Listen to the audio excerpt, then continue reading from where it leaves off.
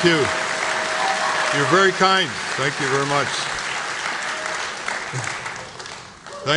Thank you, Lloyd, for those kind comments, and preceded with a very good summary of why we're here. And this is the article that he wants us all to read. I would appreciate the people who operate this auditorium will try to reduce the lights coming in on the podium and put a little bit more light if possible on the people gathered here. Somebody around who can do that? Okay. All right. Let's go. Half of democracy is showing up. Showing up at rallies, meetings, gatherings like this, courtrooms, showing up at city council gatherings, showing up at neighborhood council gatherings. Back in 1775, in my home state of Connecticut, according to the primary materials in a book I read through once in a while about the American Revolution, several thousand people showed up in a field at Farmington, Connecticut, to protest the policies of King George III. At that time, I don't think Connecticut had more than 80,000 people. They came by foot, by horse, by wagon, several thousand. What do you think it would take today to get several thousand people at Farmington, Connecticut? The great labor leader, Eugene Debs, in the early part of the 20th century, took a train to Chicago to speak to people in Chicago. 200,000 people showed up in a field. There was no email, no internet. A lot of people didn't have electricity. How come they showed up years ago? Huge labor rallies. When's the last time you saw a huge labor rally addressed by the head of the union? When is it last time you saw large rallies of farmers, even those that are left? It's very difficult. We watch screens, television, computer, video, hour after hour, day after day, week after week. We're in virtual reality, not reality. How many of you here tonight, on reflection, could have easily brought 2 more people who you count as your relatives, friends, neighbors, or co-workers? How many? Why not? You think you're here for me? You think you're here for Nader Gonzalez? You're here for you. You can tell these people, you come to the Benson High School auditorium to defend yourself, defend your future, defend your children's life possibilities, defend the preservation of the earth. But we look at screens, we isolate ourselves, or we use email, or we just don't like to try to persuade people to break their Tuesday evening routine. I remember when I started to take on the auto companies, I would hitchhike to Washington from Connecticut, partly to save money, and partly I liked the adventure. I always learned from people who picked me up. One guy laid bricks, another guy was a tree surgeon, had a monopoly audience. And I went to Washington, and one day a truck driver picked me up in Delaware, and he said to me, "Where are you going?" I said, "To Washington, D.C." He said, "Why?"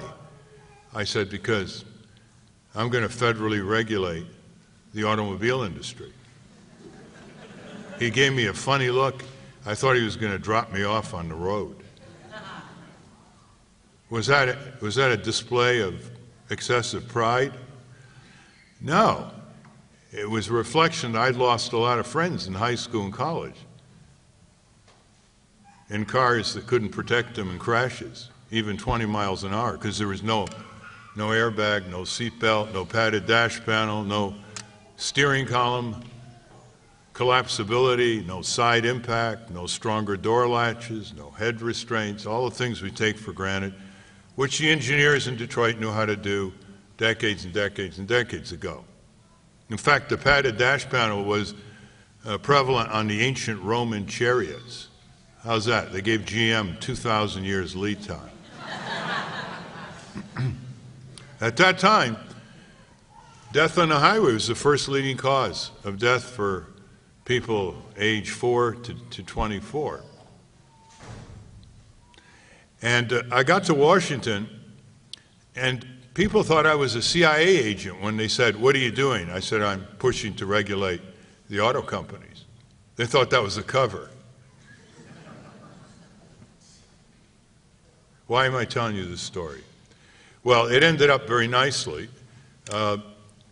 The highway and auto safety laws were passed by Congress in 1966, signed by Lyndon Johnson, nice White House ceremony he invited me to, and irregularly enforced to save over 1 million lives, and a lot of lives overseas because the other foreign auto companies had to meet our standards, and millions of injuries prevented or reduced in severity.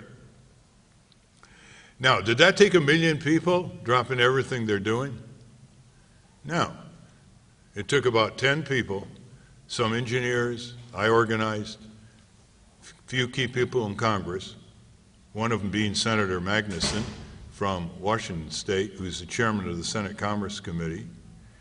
What it took was the media performing its responsibility to cover this, General Motors hiring detectives to follow me and lure me into compromising positions with young women, and being caught in the Senate office building trailing me when I was slated to be a Senate witness. That happens to be a federal crime, to intimidate a witness slated for testimony for a Senate hearing.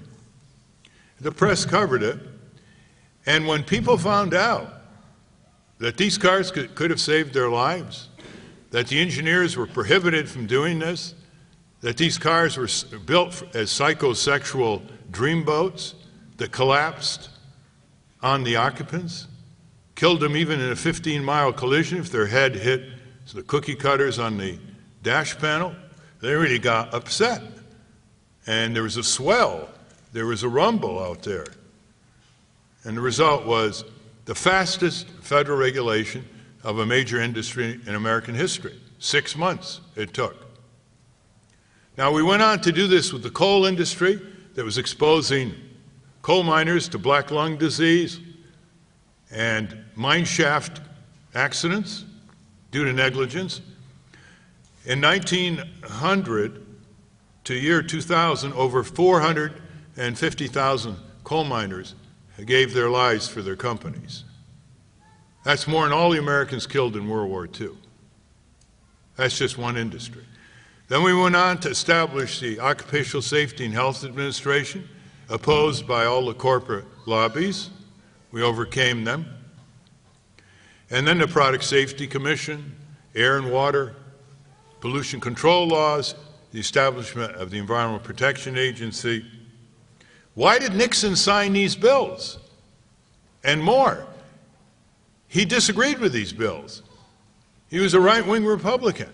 He would sign one after the other with a flourishing language, declaring how important this legislation was. He signed them because he was afraid of the rumble of the people coming out of the 60s, when enough of them showed up to be counted. Passive civil disobedience, nonviolent, marching, picketing, sitting in, teaching. Shame on us. Shame on us today. And shame is a great motivator if you allow it to infiltrate your mind and your conscience. Shame on us for not showing up to defend our country from the most criminal regime in American history residing in the White House.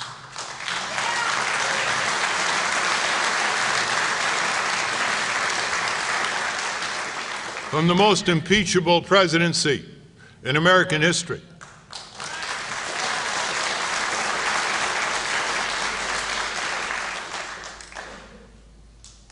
A presidency that is impeachable for a criminal war of aggression against Iraq that was unconstitutional, violated federal law and international treaties. Impeachable because of systemic torture, violating the U.S. Army Field Manual, the Constitution, Geneva Conventions, to which we belong. Impeachable because he arrested thousands of Americans, put them in jail without even charging. No habeas corpus. Some of them had funny-sounding names. Those are the ones that usually get the brunt, don't they? But when they do get the brunt, don't think that people with non-funny-sounding names are not going to lose their freedom and their liberty. Spying on thousands of Americans in violation of the FISA Act without a judicial warrant. That's a 5-year jail term. That's a felony. Bush and Cheney did it again and again. This is not a Watergate single episode. This is not lying about sex under oath the way Clinton did. These impeachable offenses are continuing day in and day out. This violence in our name abroad, backing regimes like the Israeli military to oppress and destroy the Palestinian people with your tax dollars, against the opinion of the Israeli people. This is not the first time countries are run by minority hardliners. We're run by minority hardliners. In Washington today, 70% of the American people want out of Iraq. A majority of Jewish Americans and Arab Americans, again and again, want a two-state solution over there. 64% of the Israelis polled want negotiations with Hamas, according to the great Israeli newspaper that does these polls, Haaretz. 64%. Did you hear about it here? 64%. 28% opposed. And a lot of ex-generals spoke out in favor of that 64%. Hamas, which was started years ago with the substantial help of the Israeli and U.S. government to counteract the PLO. How many times has that happened? Showing up. We've got to talk to our neighbors and friends and multiply ourselves to show up, because the politicians look at the number of people who show up, and Nixon was so concerned with people showing up on the campuses, in the streets, in Washington. The last Republican president who feared liberals, the kind of liberals who settle for the least worst of the two parties, even though every 4 years both parties get worse because the liberals never put any demands on the least worst, like the anti-war movement and John Kerry in 2004, closing down. Showing up. The second attitude we've got to have. I mean, Lloyd pointed out some of the problems. We don't have to go through all the problems. You wouldn't be here if you weren't knowledgeable about them and sensitive to them. Is how do we motivate ourselves? How do we motivate ourselves to have a higher estimate of our own significance as citizens? To break our routines, to carve out some civic time from our personal time, to realize that personal freedom doesn't mean we live in a democracy. Dictators allow people to have personal freedom. Marry who they want, go down the road when they want, buy what they want, play bowling when they want, play cards when they want. That's not real freedom. That's important freedom for daily living, but the real freedom to shape the future of the country and the world is civic freedom. It's what Marcus Cicero said over 2,000 years ago when he defined freedom for all time, in my judgment. He said freedom is participation in power. So when politicians use that word freedom, as Reagan did, and as Bush 1 did, and as Clinton did, were they really meaning that they wanted to give you, the people, participation in power? Of course not. They were using it as a slogan, as a verbal massage to make us feel good, because they didn't want to use the word tyranny. They used the word freedom. Freedom is participation in power. Local government, state government, national government, the decision to go to war, not to go to war, the decision to clamp down on the silent violence that we too charitably call pollution that produces cancer, respiratory ailments, the decision as to whether whole counties in California are going to be sprayed in the coming weeks because of the moth problem, without having a referendum, without having public hearings about the exposure of people and infants to the spraying. Motivation. Look at our forebears. How'd you like to have been an abolitionist against slavery in 1830 in Mississippi or Virginia? How'd you like to have been leading the sit-down strikes against Ford and GM in the 1930s? You put your whole job on the line. There was no unemployment compensation. There weren't many jobs then. They had to feed their family. They put their lives on the line. How would you like to have been like them? Pretty tough. How about leading the drive for women's right to vote? When they'd go door to door and they'd have dirty water poured on their heads by people on the second floor, and they'd laugh and scoot them away, or they'd be arrested and dragged to prison in Washington, D.C. when they were picketing in front of the White House. What was their crime? That women wanted the right to vote? Who opposed them? Well, some men did, but it was the industrialists, because the women were leading the movement against child labor. They were leading the movement against a lot of the hard edges of the Industrial Revolution. They were the leaders of the consumer movement when it was launched in its modern form in 1900 because of food inflation. These companies didn't like women. Getting the vote was bad enough. They were being challenged without their having the vote. But they went through it. They didn't quit. They didn't make excuses for themselves. Those workers who formed the trade unions in the late 19th century, the farmer, populist, progressive movement against the big railroads and the banks that were stifling their right to live a decent life with high railroad freight rates and high interest rates. Imagine, put yourself in the shoes of those dirt poor farmers in East Texas, 1887, when it started. They signed up 200,000 of their fellow farmers in 6 months, $1 dues a year. That's $50 now, equivalent. And they were dirt poor, and they had no electricity, no motor vehicles. They had no telephones. They had no internet. They just had their head, their heart, and their feet, and they had a cause to take on the most powerful corporations in America. And it spread all over the country in the most fundamental reform movement. They didn't make excuses for themselves. They didn't say they were predisposed and preoccupied, the way the lawyers of America are doing now in letting this criminal regime escape on January 21, 2009, as fugitives from justice without any sheriffs pursuing them, thanks to the Democratic Party.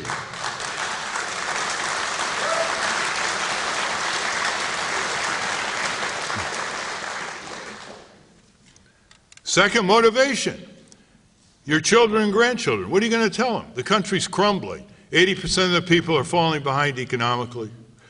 Single moms trying to raise their kids, job and a half, and no daycare unless they pay $500 or more a month. And they got to commute with $4 gasoline. And if they get sick, the price of medicine is out of sight, thanks to the drug companies who are making huge profits and are subsidized by you, the taxpayer. They're called tax credits. And the U.S. government gives them the result of discovered and tested drugs free to market without any price restraints, drugs that you paid for, like Taxol, the anti-cancer drug, $31 million of your money through the National Cancer Institute, and they gave the drug to Bristol Myers Squibb, who then was charging women with ovarian cancer $14,000 for 6 treatments. That's life for most people in this country. Difficult, congested traffic, running around, no time to think, no time to breathe, no time for their children. This is the richest country in the world, where the head of Walmart makes $12,000 an hour, 8 hours a day, and his workers are making $7, $8, $9, $10. In medieval Europe, there wasn't that kind of wealth gap. And it's worse. There are some CEOs are making $100,000 an hour. Just imagine. It's hard to sink in. There are some CEOs in this country who go to work on January 2, 9 a.m. By 9:10, they heed the call of nature, and they go to the men's room, and they finish their job, and they come back by 9:15. They've made more than their executive secretary will make in the entire year. This is the land of the free, the home of the brave. What gets people upset these days? Gender slurs, ethnic slurs, racial slurs. Not the conditions that those slurs reflect, like asbestos in the lungs of our inner city kids, high levels of asthma, high levels of lead from lead-based paint crumbling off crumbling tenement walls. Who marches for that? Who loses their job? But don't ever have a racial slur. Don't ever have an ethnic slur. You can lose your job. You want us to have Bush impeached? Here's how you get Bush impeached. Not for killing 1 million Iraqis, not for blowing apart a country that didn't threaten us, not for endangering our national security by becoming a recruiting ground over there for more and more fighters coming to challenge us. And that's what General Casey and other Bush generals have said. Our military presence is a recruiting ground. More and more young men who learn the art of sabotage and violence, pursuing terrorists by creating more terrorists. Even a dog wouldn't be that dumb. Here he is. 4,300 U.S. soldiers lost their lives, mostly low-income whites, Latinos, and African Americans. Jenna and Barbara listen to their father every week say, the war in Iraq is worth the sacrifice. What have they sacrificed? Have they joined the armed services? Have Cheney's children joined the armed services? Have members of Congress' children joined the armed services, except for the children of Senator Webb and Senator McCain? And we don't even make a demand that they do so. You want to get this country out of war? You just pass a simple law. Before Congress and the White House plunge us into war, legal or illegal, all able-bodied, military-aged children and grandchildren of all members of Congress, the President and the Vice President, will be drafted into the armed services.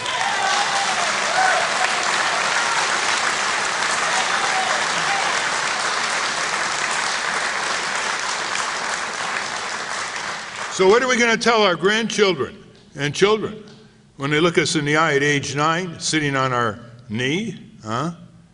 Where were you, Grandpa, Grandma, when this country was crumbling? Yeah, we got a lot of excuses. Well, we were watching television, updating our profile on Facebook. What's our excuse? There's no excuse here. Don't think that personal freedom is any more than a fraction of the definition of what a democracy can produce. You think we have any influence on foreign policy, the way we're operating, the level of passivity and withdrawal? Any influence on half of the federal government's operating expenditure going to the military budget? There's no more Soviet Union. The military budget is really Lockheed Martin's budget, Grumman's budget, General Dynamics' budget. More and more gigantic weapon systems. We got enough weapons now to blow the earth up 300 times and make the rubble bounce. It's still growing. It's still expanding. And then we say, why isn't there enough money to repair our bridges, our streets, create modern public transit systems, make our schools and clinics and libraries whole again? Why isn't there enough money to upgrade our sewage treatment systems ecologically, or to clean our drinking water systems? So many of these drinking water systems are violating the 1974 drinking law, safety law that we got through. Lead, arsenic, residues of heavy metals. Now we hear there are medicines, residue of medicines. in the drinking water? Ah, but we're building another submarine that can blow up 200 cities. This is Sparta. This isn't democratic Athens. And we let it happen. We, the people, let they, the corporations, run our country into the ground. Look what these corporations do. They have no sense of patriotism. They have no allegiance to our country. These are the big corporations we hear and read about, buy products from, General Motors and Exxon and Pfizer and Citibank and so on. And they rose to profit on the backs of American workers. And when they got in trouble, they went to Washington to get bailed out by American taxpayers. And when they get in trouble overseas, they get rescued by American Marines. And what's their debt of gratitude to America?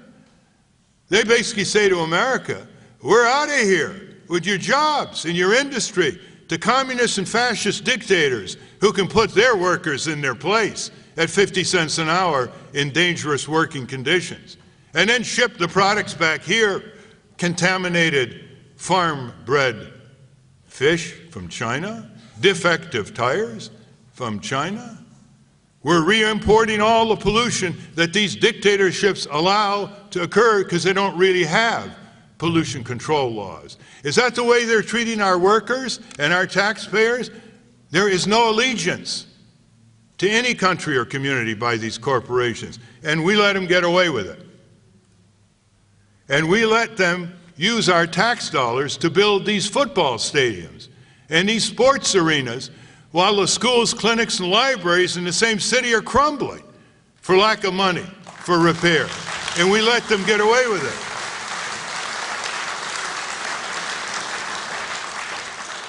Comes down to our own self-respect as citizens. Are we ever good at making excuses for avoiding our civic duties? We let politicians flatter us, flummox us, and fool us. They flatter us into inactivity and supine admiration for their empty rhetoric, when back in Washington, their record is opposite to their rhetoric. Look at Clinton, Obama, McCain. McCain doesn't really like the idea that wrongfully injured Americans should have their full day in court under the tort law system. He wants tort reform. Imagine using the word reform to indicate taking people's rights away at their massively most intense moment of weakness, when they've been rendered paraplegics, quadriplegics by defective products, automobiles, and other defective products.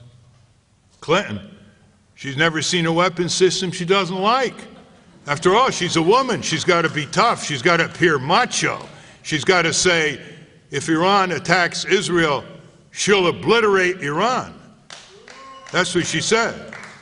And there are 75 million people in Iran. They're civilians.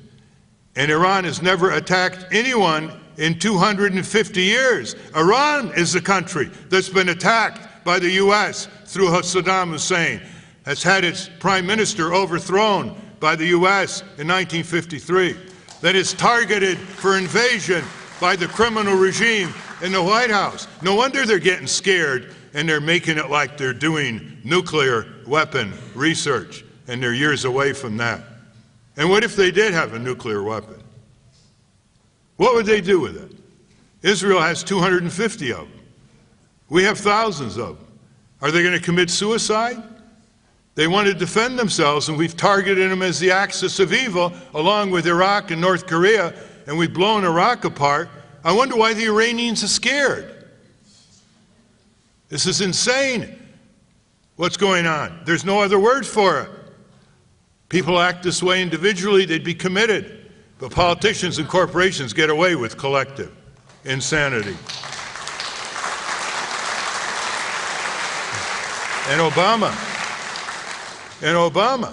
here he is, back in Illinois, before he's a U.S. Senator, openly supporting Palestinian rights. Friend with Professor Khalidi, who's now at Columbia University. Everybody who knew him those days Knew he was quite outspoken before he became a politician.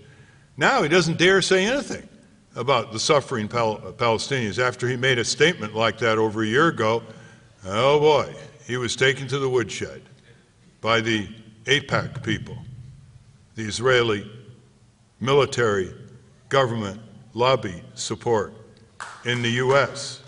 And they don't even represent a majority of Jewish opinion. The American Jewish Committee, which really likes AIPAC, had a poll the other day, and more Jewish Americans said they wanted a two-state solution than said no.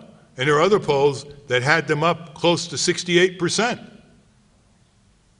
They don't even represent Jewish American opinion, but they have huge influence in Washington and in Congress. And Barack Obama, he tells us he's from the third world, he's lived in Indonesia, his father comes from Kenya, he's not going to be parochial, and he can't stand up for the people who are in the largest prison in the world, Gaza, 147 square miles with 1.5 million people being blockaded, embargoed, medicine, fuel, electricity, food. For what?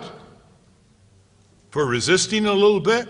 Far more missiles have been fired more accurately into Gaza by the Israeli military, objected to by some ex-military people in Israel, very, very courageously, than these crude garage-built rockets, half of whom fall in Gaza, and the other half fall with a thud.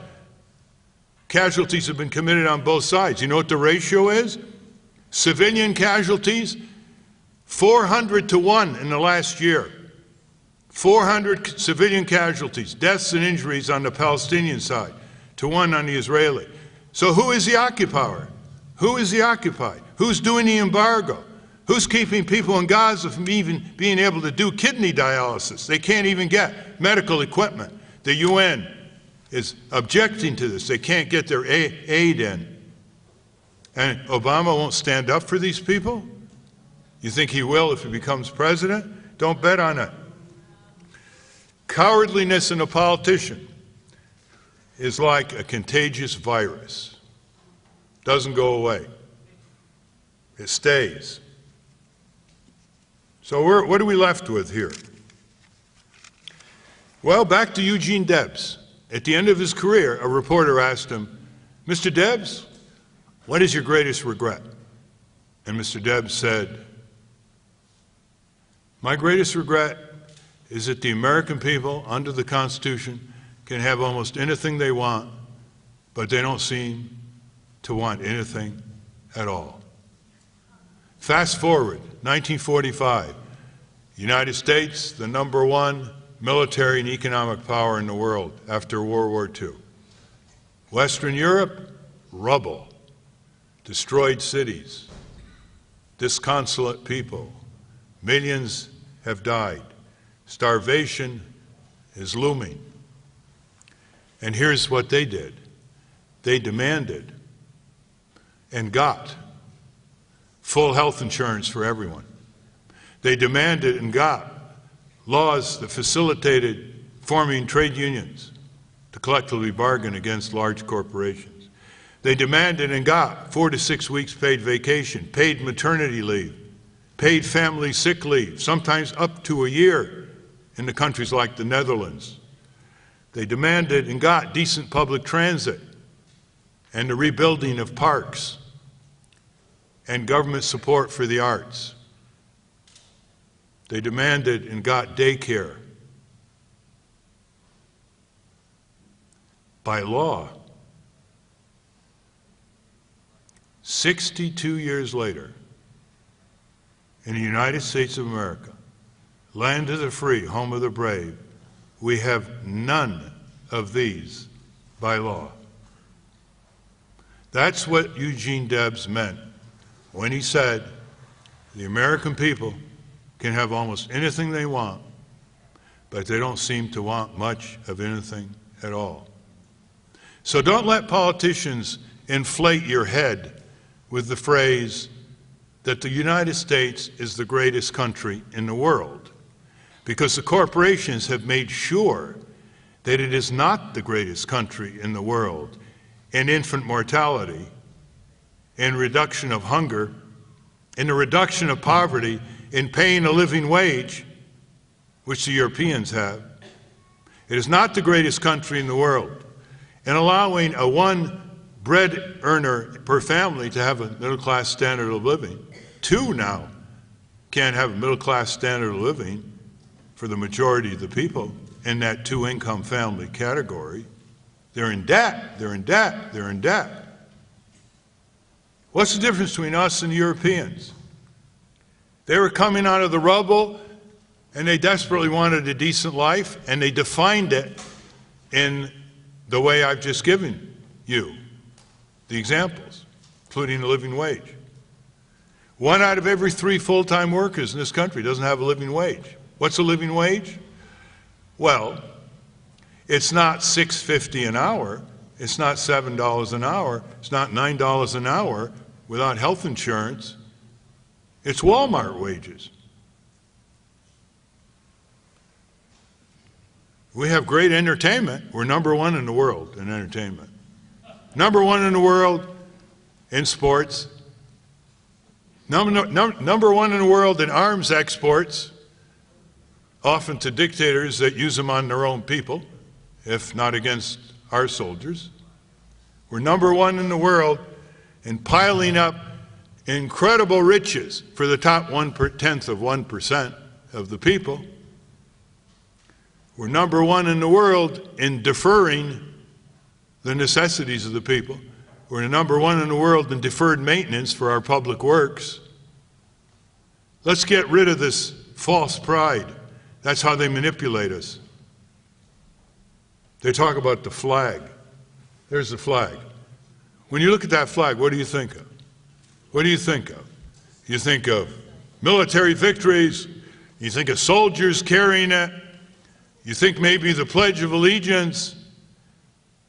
But what are the last words of the Pledge of Allegiance that these politicians ignore? It's with liberty and justice for all. Not liberty and justice for some, not liberty and justice for most, liberty and justice for all. But we don't grow up looking at that flag representing with liberty and justice for all. Heaven forbid that that would be a discussion in what's left of our civics classes in our schools. The Nader Gonzalez campaign is one that is authentic. It reflects accomplishments on behalf of the people. For 40 years, Matt Gonzalez is a 42-year-old civil rights lawyer in San Francisco. He was president of the San Francisco City Council after being elected to the City Council as an underdog, and he almost was elected mayor as an underdog.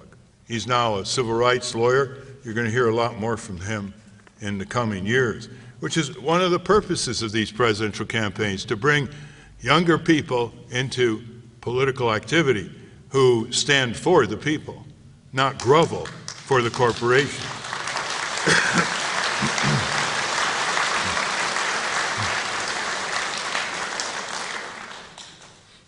Now look what happens when enough people show up.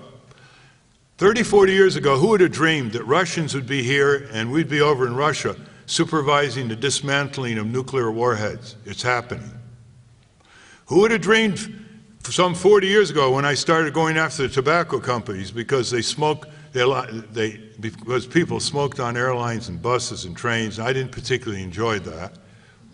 And I didn't like children and little infants having to breathe that stuff in.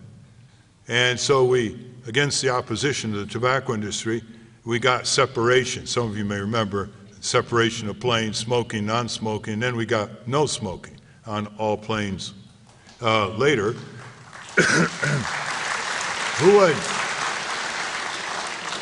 would have dreamed the trial lawyers, after losing one case after another against the tobacco industry, would finally, with state attorney generals, get them, thank you, get them to pay $250 billion in compensation for the state's health care costs due to the devastation of tobacco.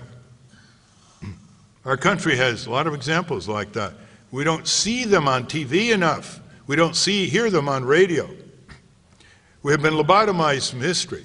We have been made to forget the highest moments of our history, the moments of citizen valor, the moments of a few citizens being told it'll never happen, it's impossible, forget it, you can't fight City Hall, you can't take on these corporations, and these citizens say, watch us. Well, one reason, of course, we don't hear that, and a lot of people in the younger age group don't even know about it, is that we don't control what we own in this country. One of the systemic ways corporations control us is they make sure that they control the greatest wealth in our country that we own together as a commonwealth. We own 1/3 of America, the public lands, the timber, oil, gas companies control. We own the public airways over which radio and TV stations transmit their programs. The radio and TV stations control our public airways. We don't have our own radio and TV stations or networks because we don't grow up understanding what we own.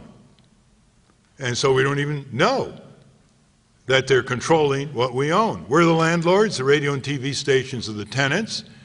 They pay us no rent via the Federal Communications Commission. They've had it free since the 1927 Radio Act, our property. And they decide who says what and who doesn't on TV. And they give us 90% of the time entertainment and advertising. That's real exciting. If we controlled what we own, tonight's gathering would be televised live all over the greater Portland or Oregonian area. We don't control what we own. The same is true for all the research and development taxpayers pay that ends up in the hands of the drug companies, the containerization companies, the semiconductor companies, the aerospace companies, the pharmaceutical companies, the biotech companies. You think they did that with their own money? They did that with the taxpayers' research and development. NASA, Department of Defense, National Institutes of Health, given to them free. They don't even have a taxpayer appreciation day, these corporations, to say thank you to us. But they put full-page ads about their great innovations as if they funded and developed them. Nonsense. It's propaganda. It's lies. There are a lot of ways they control us. They control every government agency and department in Washington. Department of Defense, Treasury, Agriculture, Interior, Food and Drug Administration, Auto Safety Agency, FAA. They've taken our government completely from us. That's why I'm standing here.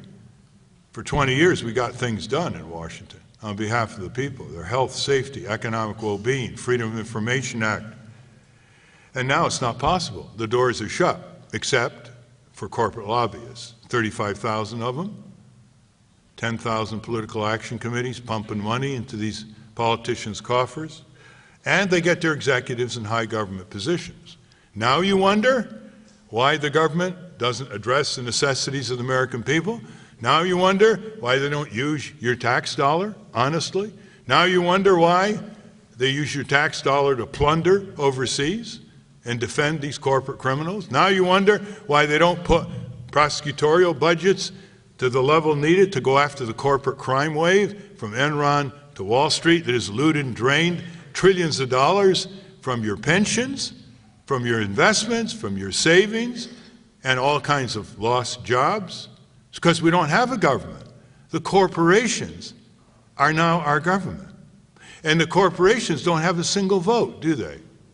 They have power and they have money, but they don't have a vote. We're the only ones that have a vote. So why are they so powerful? Because the courts back in 1886 gave them all the constitutional rights we have.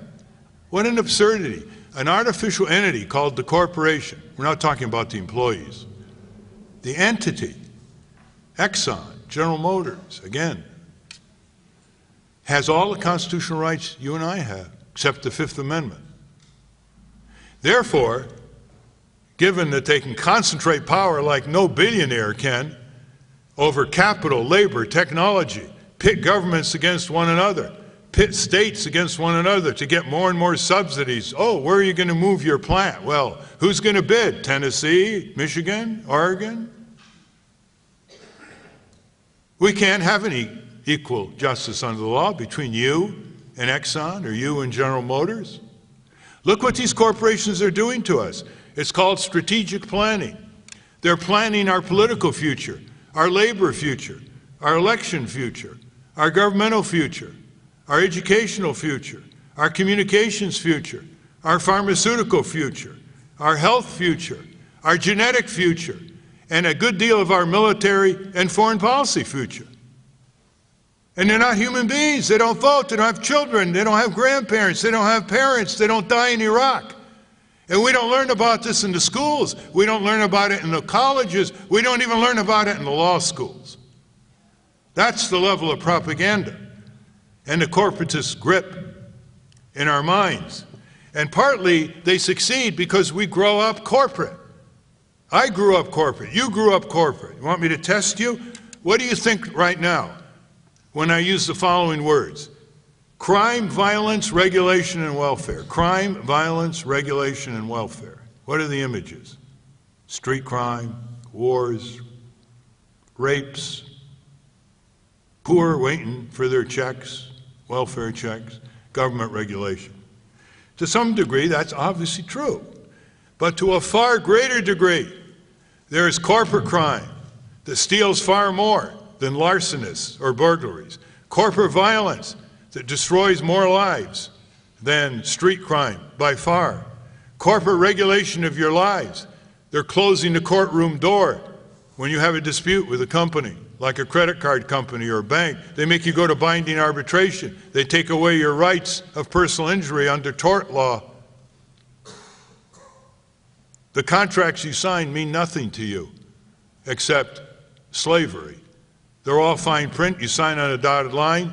Allstate doesn't have a different policy than State Farm. GM dealer doesn't have a different policy from Ford. And it's all one-sided. You didn't add a word. You're supposed to sign on a dotted line, shut up and obey. And so they take away all your rights in the fine print. Student loan racket is an example of that. Insurance policies, bank cards that you fill out to get a deposit. You ever read them? You go into a hotel, not responsible for this, not responsible for that. What are you responsible for? Ripping us off? HMOs, the same thing. You're on a stretcher going into a hospital, for heaven's sake. They want you to sign your rights away. The other day, a woman with leukemia was referred by her physician in Texas to MD Anderson Cancer Institute, one of the best in the country. She's sitting there in the office filling out the forms to be admitted, serious case, and the clerk says, we can't admit you unless you give us a certified check for $110,000. Where else in the Western world do you die because you can't afford health care? 18,000 people in this country die because they can't afford health care, according to the Institute of Medicine and National Academy of Sciences, pretty prestigious group. 16,000 people die from homicide. Now watch the comparisons in terms of preventable deaths that are attributed to corporate misdeeds and negligence. 58,000 people, according to OSHA, die every year in this country from occupational disease and trauma. 65,000 from air pollution, according to EPA. Almost 100,000 from medical negligence in hospitals. Need we go on to show what corporate violence is like and how preventable it is? Corporate regulation of our lives through government, using government to regulate us, is far greater than government regulation of our lives. Government is their agent to regulate us, but they regulate us directly. They get into our minds. Imagine hearing those words, crime, violence, regulation, welfare, and we don't even think corporate because we grow up corporate.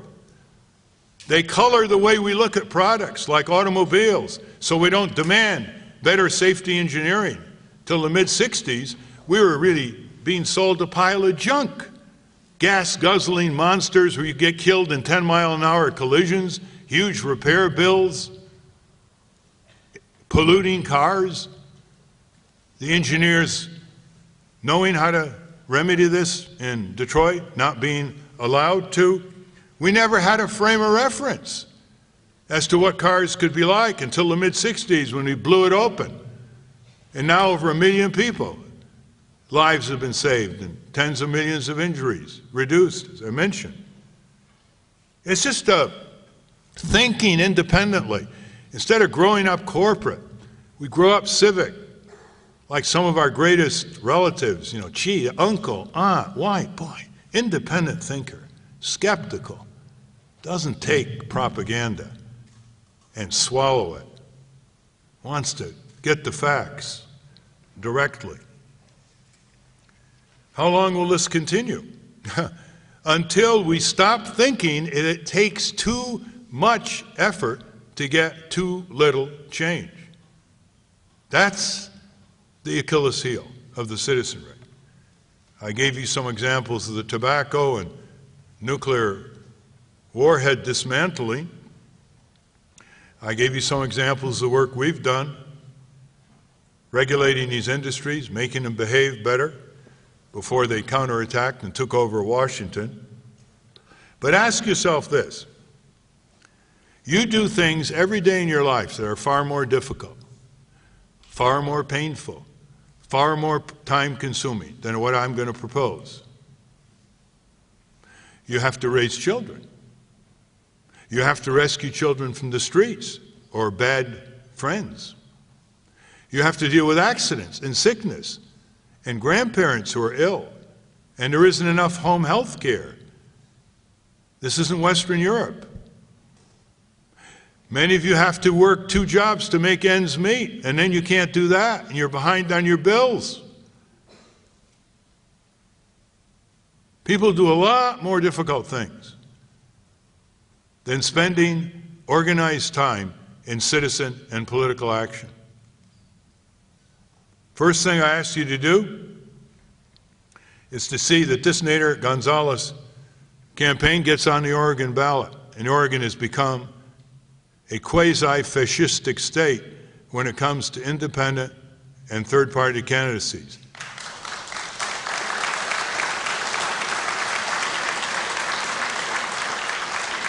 So there are sign-up sheets up there where you can take away information, and we'll get back to you. One of 3 ways we have to go to get on the ballot: a convention, or signatures, thousands and thousands of them, or a small party.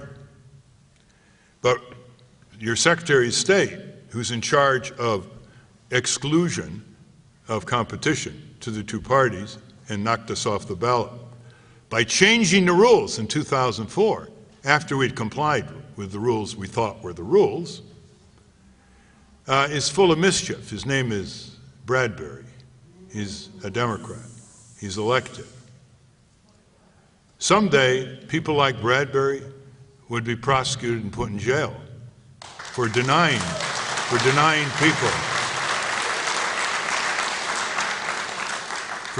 people their constitutional rights to be candidates on the ballot in all kinds of ways. Jim Crow against minority voter rights, we thought we dealt with in the South and elsewhere. There are Jim Crow type laws preserving the 2-party elected dictatorship against competition from third parties by saying to the voters who want different kind of candidates, we're not going to let you vote for these candidates because we're going to keep them off the ballot because we've written the laws and we've got the partisan judges and we've got the partisan Secretary of States. Can you imagine what this does to any sense that we're a democratic society? You remember when the Soviet Union would proudly announce, the Kremlin, after the election, 97% of the Soviet people voted, and we would all laugh? Don't you know why we laugh? Because there's only one candidate on each ballot line. Welcome to America. 90% of the House of Representative district, there's only really one candidate, the incumbent. They carve up the districts, the Democrat Republicans, they can't even stand to compete with one another. I mean, they're getting to look like one another. I can see a case of mistaken identity and why they don't think it makes that much difference.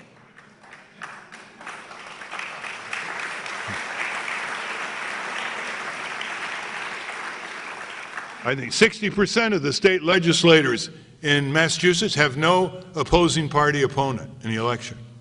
They just walk in. Maybe it's about 35% here.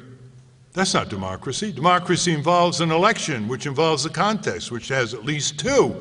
It's a coronation. You see anybody marching on this? We've got to cultivate a sense of civic indignation.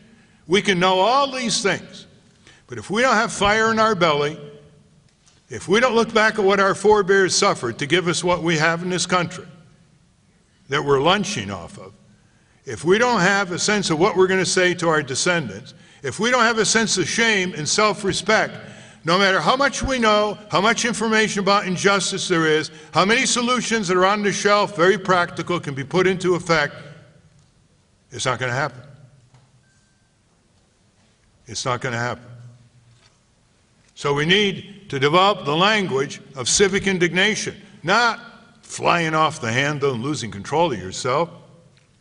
What the psychologists now have daintily called emotional intelligence, to go with your rational intelligence. Now I keep saying you, but it really isn't so much you, because it's the people out there who have given up on themselves. You've probably been involved in a lot of activity. But people do rationalize their own futility repeatedly. They have all kinds of excuses why they don't show up, why they can't fight City Hall, why they can't challenge this, why they can't build that for a better society. And they get themselves in their personal lives and try to make it through life, little recreation, work, vacation, try to pay the bills, just stay out of the public arena. That's not what a functioning democracy is all about. We have so many solutions to energy, to housing, to public transit, to pollution control, converting our society to all kinds of benign solar energy, getting rid of subsidized corn ethanol that is increasing food prices. That was a huge boondoggle. But we have. People have a sense of fair play. It doesn't matter whether they're Republicans or Democrats. You hear Obama say again and again, we are one people, we are one nation, we must be united. I say, against what? For what? We must be united to reassert the sovereignty of the people over their country and their future against these giant corporations who are destroying our democracy.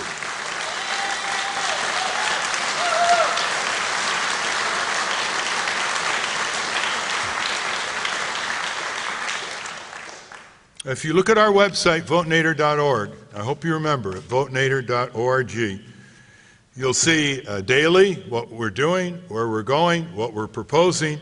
We have one page as a line down the middle, McCain, Obama, Clinton, corporate candidates, Nader, Gonzalez, what's on the table for us, off the table for them.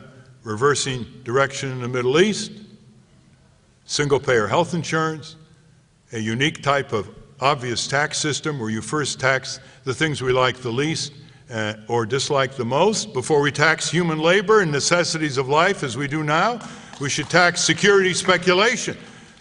$500 trillion of Wall Street security speculation, which would produce huge revenues to reduce the federal income tax load on working families. We should tax gambling. We should tax the addictive industries. We should tax pollution, carbon tax. We should tax the things we like the least and dislike the most. We believe in opening up the presidential debates so that more voices can be heard. A majority of polls wanted me on the presidential debates in 2000, 2004. We should have an aggressive crackdown on corporate crime, fraud, and abuse. The other candidates don't even talk about it, even though the business press reports it day after day. We should initiate immediate impeachment proceedings to impeach Bush Cheney, convict him, and send him going.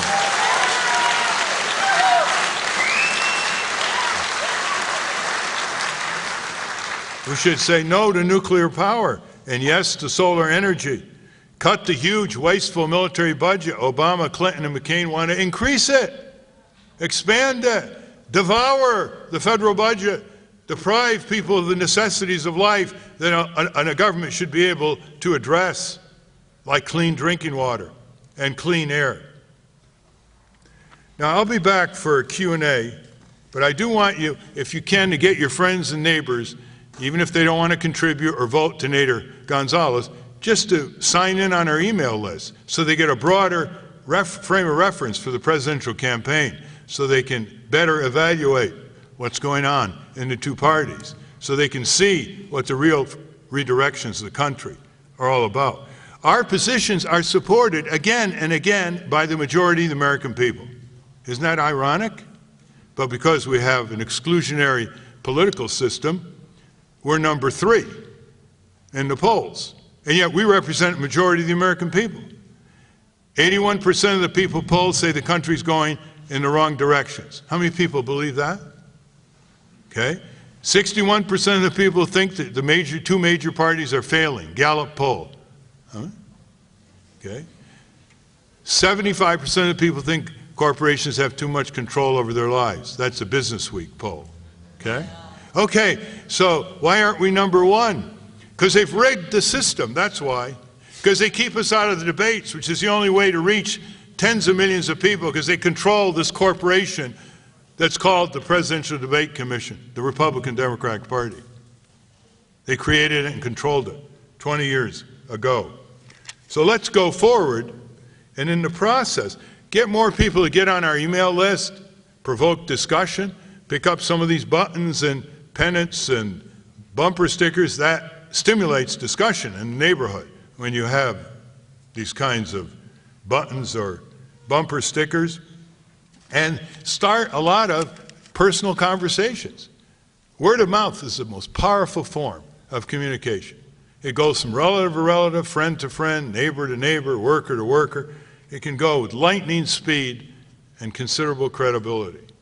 And don't think if it's not on the internet, on the news, that you can't spread the word.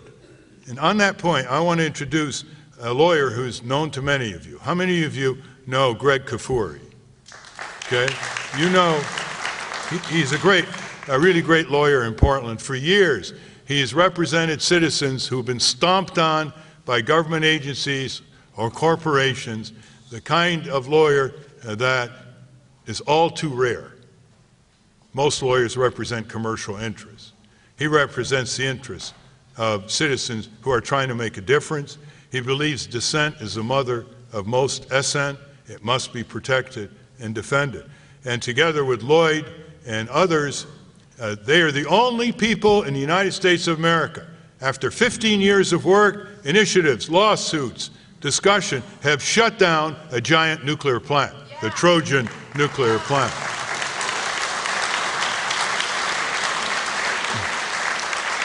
So, let me introduce you to Greg Kafoury, and then I'll be back for discussion. And pursuing justice is fun, let's face it. It's the great work of human beings on earth. Look at all the things you like about your lives. At one time, people weren't allowed to live those kinds of lives. So let's not make justice and a clean politics and a presidential race to vote for people you believe in and not vote for the least worst. Let's not make it just a chore. It's a blessing. It's a joy. It's a spirit. Senator Daniel Webster once put it well, many, many years ago, when he said, justice is the great work of human beings on earth. And always remember that definition of freedom by Cicero. Freedom is participation in power. That's the one that grounds it in terms of our own shaping of our future. I always don't really like mottos much, but you know, Obama has this, yes, we can. Is that what he? I'd like our motto to be, we, the people, will decide. Thank you. You've been listening to a lecture by consumer advocate, author, and presidential candidate Ralph Nader.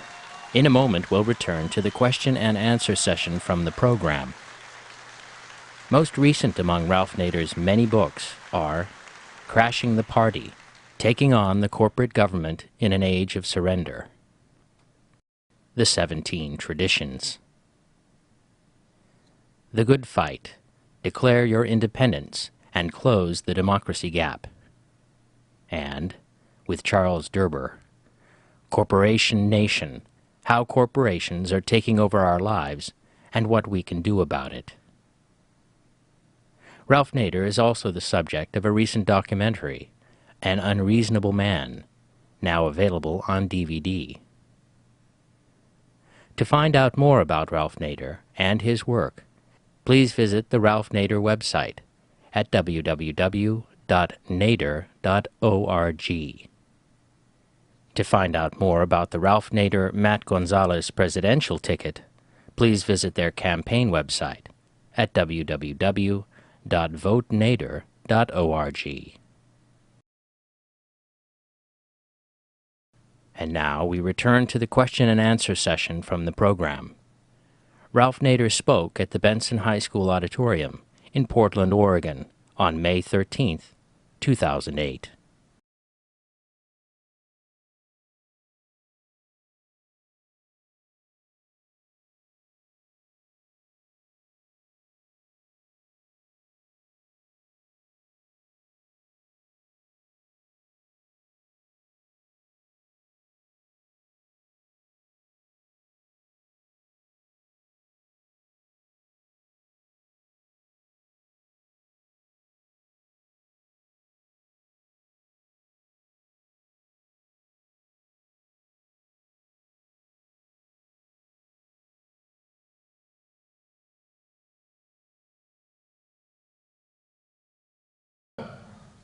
That these cars could have saved their lives, that the engineers were prohibited from doing this, that these cars were built as psychosexual dreamboats that collapsed on the occupants, killed them even in a 15-mile collision if their head hit the cookie cutters on the dash panel. They really got upset. And there was a swell, there was a rumble out there. And the result was the fastest federal regulation of a major industry in American history. 6 months it took. Now, we went on to do this with the coal industry that was exposing coal miners to black lung disease and mine shaft accidents due to negligence. In 1900 to year 2000, over 450,000 coal miners gave their lives for their companies. That's more than all the Americans killed in World War II. That's just one industry. Then we went on to establish the Occupational Safety and Health Administration, opposed by all the corporate lobbies. We overcame them. And then the Product Safety Commission, air and water, pollution control laws, the establishment of the Environmental Protection Agency. Why did Nixon sign these bills? And more. He disagreed with these bills. He was a right-wing Republican. He would sign one after the other with a flourishing language, declaring how important this legislation was. He signed them because he was afraid of the rumble of the people coming out of the 60s, when enough of them showed up to be counted. Passive civil disobedience, nonviolent, marching, picketing, sitting in, teaching. Shame on us. Shame on us today. And shame is a great motivator if you allow it to infiltrate your mind and your conscience. Shame on us for not showing up. Not showing up to defend our country from the most criminal regime in American history, residing in the White House.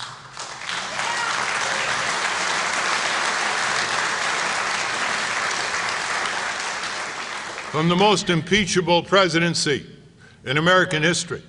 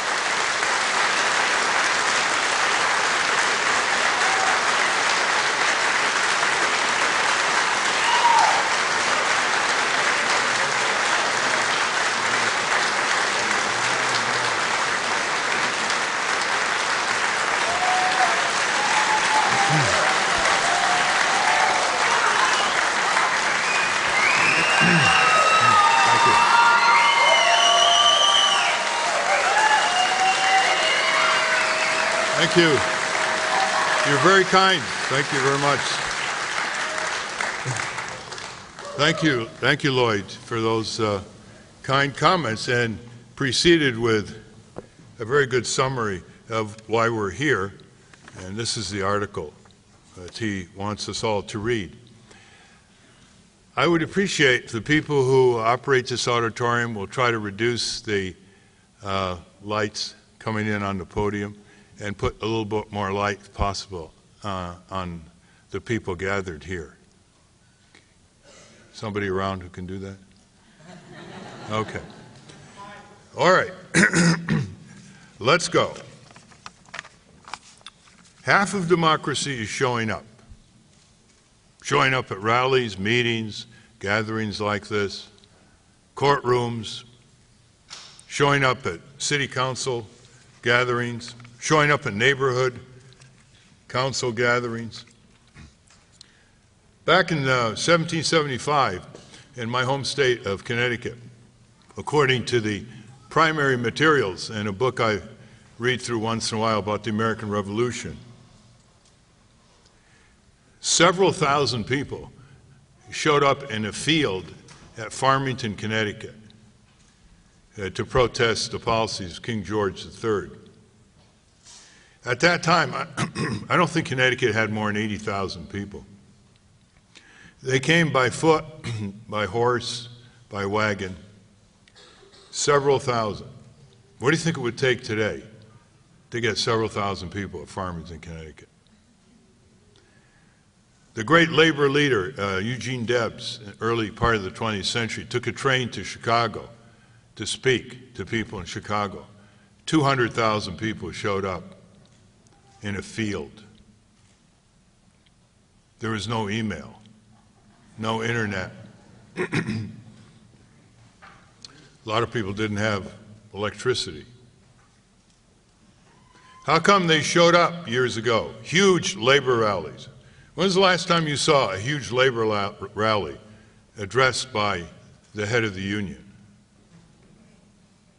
When is the last time you saw large rallies of farmers, even those that are left? It's very difficult. We watch screens, television, computer, video, hour after hour, day after day, week after week. We're in virtual reality, not reality.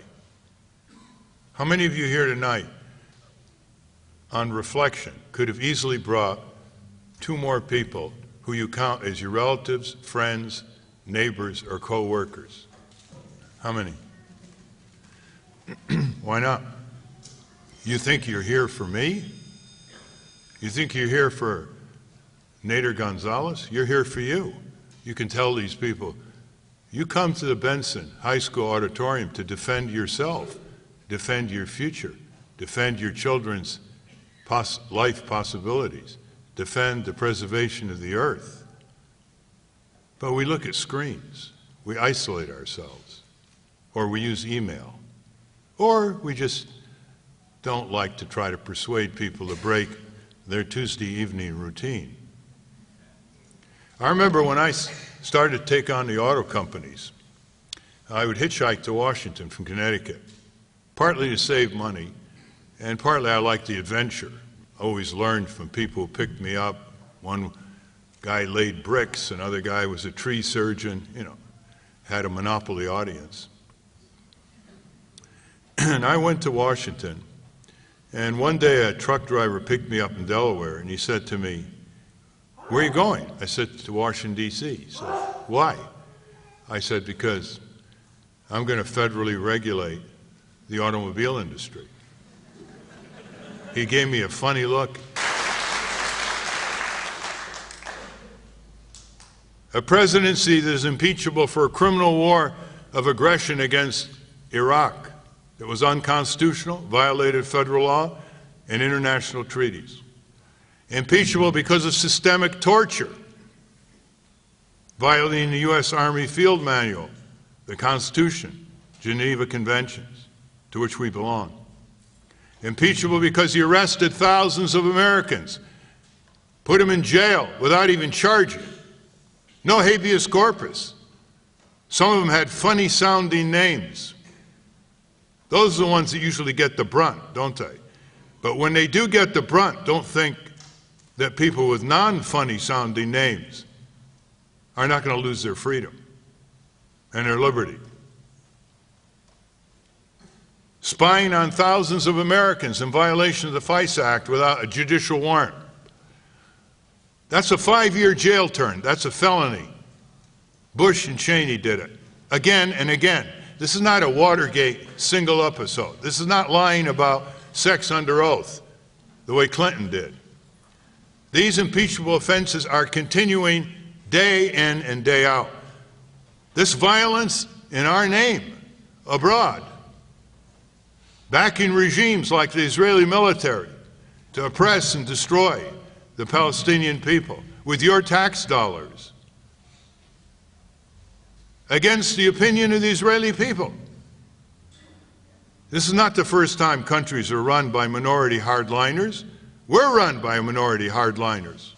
In Washington today, 70% of the American people want out of Iraq. A majority of Jewish Americans and Arab Americans, again and again, want a two-state solution over there. 64% of the Israelis polled want negotiations with Hamas, according to the great Israeli newspaper that does these polls, Haaretz. 64%. Did you hear about it here? 64%. 28% opposed. And a lot of ex-generals spoke out in favor of that 64%. Hamas, which was started years ago with the substantial help of the Israeli and U.S. government to counteract the PLO. How many times has that happened? Showing up. We've got to talk to our neighbors and friends. I thought he was going to drop me off on the road. Was that a display of excessive pride? No. It was a reflection that I'd lost a lot of friends in high school and college in cars that couldn't protect them in crashes, even 20 miles an hour, because there was no airbag, no seatbelt, no padded dash panel, no steering column, collapsibility, no side impact, no stronger door latches, no head restraints, all the things we take for granted, which the engineers in Detroit knew how to do decades and decades and decades ago. In fact, the padded dash panel was prevalent on the ancient Roman chariots. How's that? They gave GM 2,000 years lead time. At that time, death on the highway was the first leading cause of death for people age 4 to 24. And I got to Washington, and people thought I was a CIA agent when they said, "What are you doing?" I said, "I'm pushing to regulate the auto companies." They thought that was a cover. Why am I telling you this story? Well, it ended up very nicely. The highway and auto safety laws were passed by Congress in 1966, signed by Lyndon Johnson, nice White House ceremony he invited me to, and irregularly enforced to save over 1 million lives, and a lot of lives overseas because the other foreign auto companies had to meet our standards, and millions of injuries prevented or reduced in severity. Now, did that take 1 million people dropping everything they're doing? No. It took about 10 people, some engineers, I organized, few key people in Congress, one of them being Senator Magnuson from Washington State, who's the chairman of the Senate Commerce Committee. What it took was the media performing its responsibility to cover this, General Motors hiring detectives to follow me and lure me into compromising positions with young women, and being caught in the Senate office building trailing me when I was slated to be a Senate witness. That happens to be a federal crime, to intimidate a witness slated for testimony for a Senate hearing. The press covered it, and when people found out